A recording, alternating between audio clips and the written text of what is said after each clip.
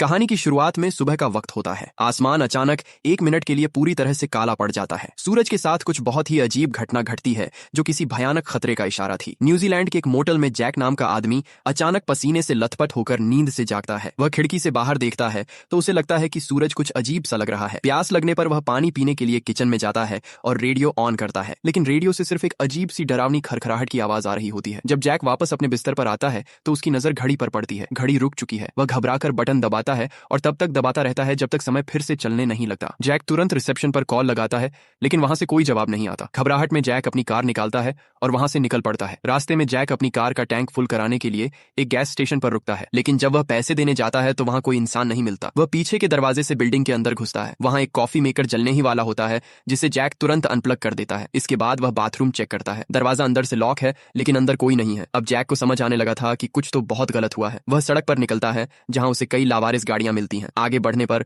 उसे एक घर दिखाई देता है। वह दरवाजा खटखटाता है, लेकिन जब कोई बाहर नहीं आता तो जैक दरवाजे का शीशा तोड़कर अंदर घुस जाता है। अंदर का नजारा डरावना है। किचन में एक टूटा हुआ बॉयलर है जिससे हर तरफ पानी बह रहा है। जैक उसे बंद कर देता है। वह हर कमरे की तलाशी लेता है, लेकिन आसपास कोई नहीं है। हालांकि बिस्तर पर किसी का आधा खाया हुआ नाश्ता वैसे ही रखा है। अब देखते हैं जैक के उस सफर को जो उसे एक खौफनाक सच की तरफ ले जा रहा था। सड़क पर वापस आकर जैक कई एक्सीडेंट हुई गाड़ियां देखता है, लेकिन उनके मालिक या कोई पुलिस वाला वहां नहीं है। इसी बीच वह एक गलत पार्क किए गए फ्यूल ट्रक से टकराते टकराते बचता है। जैक ट्रक के अंदर देखता है तो सीटें खाली मिलती हैं। वह रेडियो चालू करने की कोशिश करता है, लेकिन वह भी काम नहीं करता। जब जैक आखिरकार शहर पहुंचता है तो पूरा शहर वीरान पड़ा है और सड़कों पर बेतरतीब तरीके से गाड़ियां खड़ी हैं। वह आसपास देखता है तो उसे कुछ दूरी पर काला धुआं उठता हुआ दिखाई देता है। पता चलता है कि एक प्लेन क्रैश होकर एक घर पर गिर गया है और घर पूरी तरह बर्बाद हो गया है। जैक हर जगह देखता है, लेकिन हैरानी की बात यह है कि वहां एक भी लाश नहीं मिलती। कुछ ही देर बाद वह उस सैटेलाइट रिसर्च स्टेशन पहुंचता है जहां वह काम करता है। यह जगह भी एकदम खाली है। वह कंप्यूटर पर बैठकर दुनिया भर के बाकी स्टेशनों से कांटेक्ट करने की कोशिश करता है,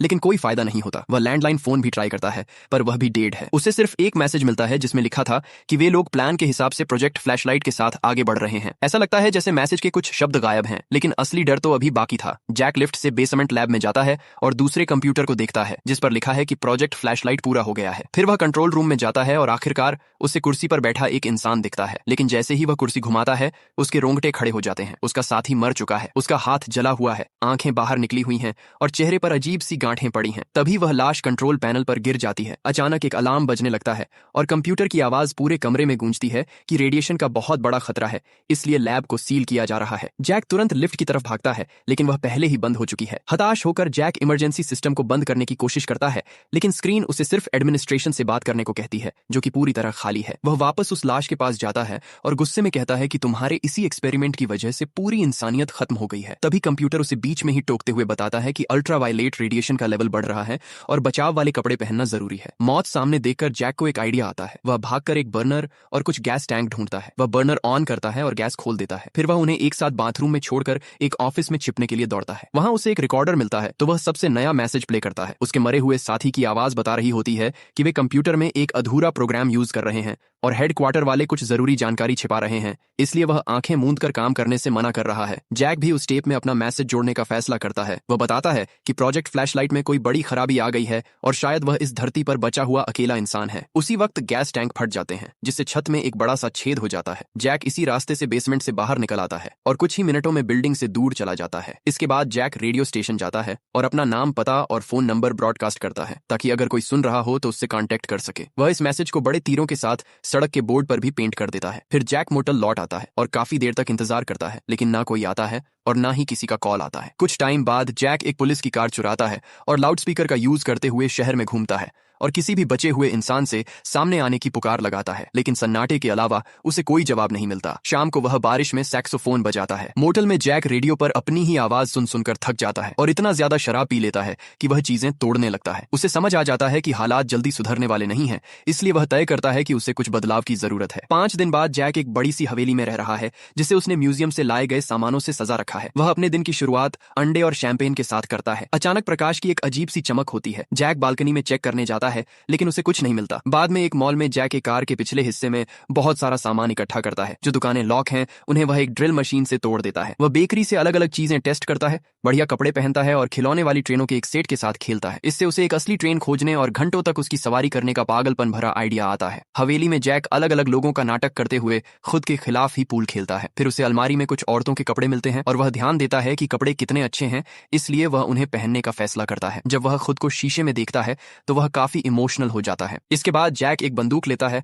और रिसर्च को आगे बढ़ाने और दुनिया के पावर बैलेंस को बनाए रखने की देश की जिम्मेदारी के बारे में एक पुराना वीडियो देखता है। चिढ़ा हुआ जैक टीवी पर गोली चलाने का फैसला करता है, लेकिन झटके के कारण वह अपनी कुर्सी के साथ पीछे गिर जाता है और गलती से छत पर फिर से गोली चला देता है, जिससे झूमर गिर जाता है। ऐसा लगता है कि अकेलेपन और पागलपन ने उसके दिमाग पर पूरी तरह कब्जा कर लिया है। वह टेप वाले आदमी पर सब कुछ बर्बाद करने का इल्जाम लगाता है और चिल्लाता है कि अब सत्ता संभालना जैक का काम है। दीवार में एक छेद करने के बाद जैक अपने कमरे में कुछ म्यूजिक प्लेयर सेट करता है जिन्हें वह बाहर स्पीकर से जोड़ता है। वह लॉन में दुनिया के बड़े नेताओं के कई पुतले भी लगाता है। जैसे ही स्पीकर पर म्यूजिक बजता है, जैक एक भाषण देने के लिए बालकनी पर आता है और अनाउंस करता है कि वह अब इस शांत धरती का प्रेसिडेंट है। वह रोते हुए कहता है कि उसे जीने की सजा दी गई है। जैसे ही जैक फूट फूट कर रोने लगता है, पूरे शहर की बिजली चली जाती है। कुछ समय बाद जैक बंदूक लेकर किसी की तलाश में एक चर्च में घुसता है। वह पागलों की तरह चिल्लाता है कि तुम कहां हो और धमकी देता है कि अगर वह इंसान बाहर नहीं आया तो वह ईसा मसीह को गोली मार देगा। क्योंकि कोई नहीं आता, वह ईसा मसीह की मूर्ति पर तब तक गोलियां चलाता है जब तक वह गिर नहीं जाती। वह कंप्यूटर के एक सेट को कुल्हाड़ी से तोड़ देता है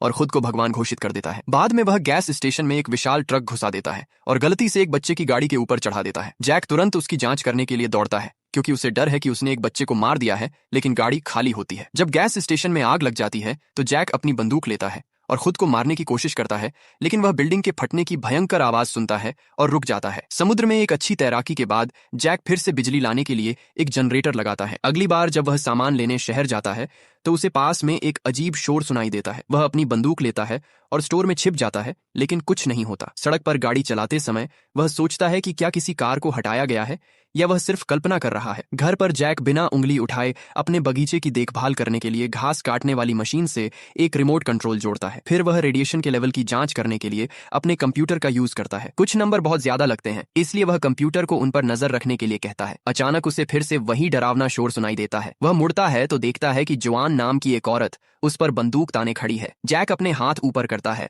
और जवान बंदूक नीचे कर लेती है। फाइनली एक दूसरे इंसान को जिंदा देखकर वे दोनों राहत की सांस लेते हैं और एक दूसरे को गले लगा लेते हैं। शाम को वे एक अच्छा डिनर करते हैं और उस भयानक घटना के बाद से अपने एक्सपीरियंस के बारे में बात करते हैं। जवान बताती है कि उसने अस्पताल में कीड़ों से ढका एक मृत बच्चा देखा था, लेकिन उस बच्चे की मौत 3 हफ्ते से भी कम समय पहले हुई थी। जैक बताता है कि पानी सिंक के छेद में गलत तरीके से नीचे जाता है, इसलिए उसे लगता है कि वे या तो मर चुके हैं या किसी अलग ब्रह्मांड में फंस गए हैं। अगली सुबह वे और लोगों की तलाश में जाने का फैसला करते हैं। पिछली रात बहुत अधिक शराब पीने के कारण जैक को हैंगओवर है, इसलिए जवान को गाड़ी चलानी पड़ती है। सड़क के बीच में उन्हें एक्सीडेंट का एक खौफनाक सीन मिलता है, जिसमें एक कार की खिड़की पर एक आदमी मरा हुआ पड़ा है। एक एम्बुलेंस से दवा गिर गई है और दरवाजे पर एक महिला मृत है। उसके हाथ में एक रेडियो है, जिसका मतलब है कि वह मदद के लिए कॉल करने की कोशिश कर रही थी। जवान का मानना है कि वह इस घटना के बाद भी जिंदा थी। कुछ ही पल बाद जैक जवान को गाड़ी रोकने के लिए कहता है ताकि वह सूरज को चेक करने के लिए एक मशीन का यूज कर सके। वह जवान से पूछता है कि क्या सूरज धड़क रहा है और वह मना करती है, इसलिए वह अपनी मशीन फेंक देता है। शाम को वे एक मोटल में रुकने का फैसला करते हैं। रात के खाने के दौरान वे और लोगों को खोजने के चांस पर बात करते हैं। जवान को लगता है कि और भी लोग हैं,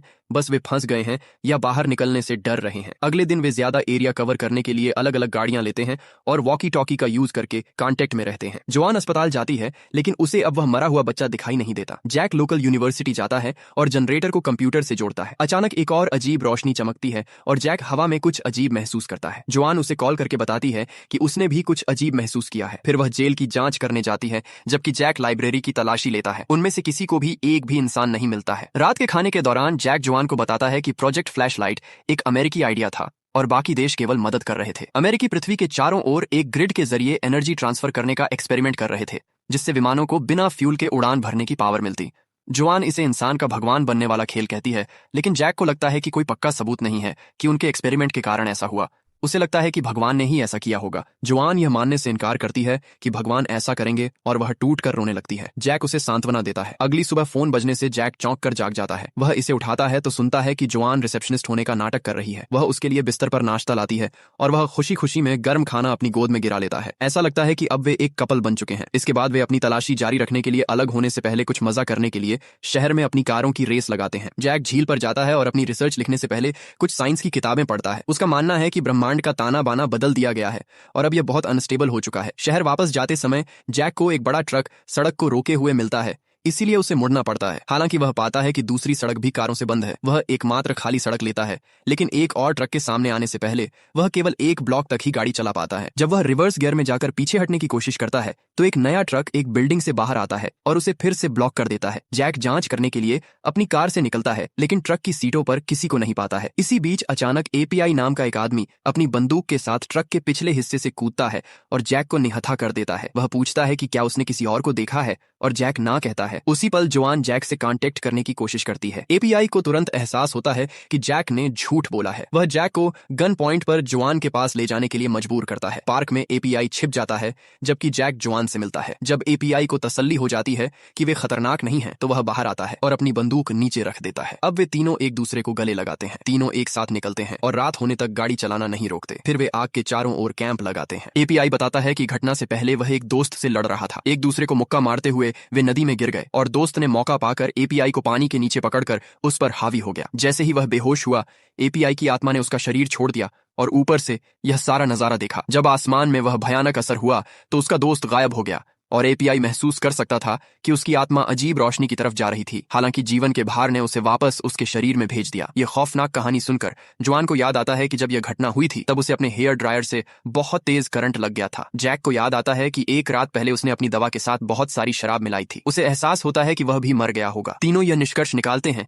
कि वे इस प्रलय से इसलिए बच गए क्योंकि जब दुनिया खत्म हुई तब वे तीनों अपनी अपनी जगह पर मर चुके थे। वे एपीआई की जगह पर रात बिताते हैं और वह पियानो बजाता है जबकि जोआन और जैक डांस करते हैं। आधी रात को जोआन जाग जाती है क्योंकि उसे कुछ अजीब लगता है। उसे पता चलता है कि एपीआई अपने बिस्तर पर नहीं है। वह बाहर से आ रही एक आवाज का पीछा करती है और उसे एक महिला की कब्र पर आंसू बहाते हुए गाते हुए पाती है। कुछ समय बाद एपीआई सूरज की स्टडी करता है और ध्यान देता है कि इसकी धड़कनें तेजी से बढ़ रही हैं। अगर यह जारी रहता है तो सूरज कुछ ही दिनों में पूरी तरह से खत्म हो जाएगा। अगले दिन जोआन और एपीआई एक साथ दौड़ने जाते हैं। जोआन पूछती है कि एपीआई अपने दोस्त के साथ क्यों लड़ा था। एपीआई बिल्कुल ठंडे दिमाग से बताता है कि उसने उस आदमी की पत्नी को मार डाला था क्योंकि यह जरूरी था। यह सुनकर जोआन के रोंगटे खड़े हो जाते हैं और उसे यकीन नहीं होता कि वह उस पर भरोसा कर सकती है या नहीं। जब जोआन घर आती है तो जैक देखता है कि उसका मूड खराब है। जैक उसे सूरज के बारे में बताने की कोशिश करता है, लेकिन जोआन उसे भगवान के साथ इस पर चर्चा करने के लिए कहती है, जो कि एपीआई की तरफ सीधा इशारा था। जब जोआन चली जाती है तो जैक कहता है कि उन्हें जल्दी ही यहां से जाना होगा। एपीआई को लगता है कि जैक उसके घर की बेइज्जती कर रहा है। जैक उससे पूछता है कि उसने जोआन के साथ क्या किया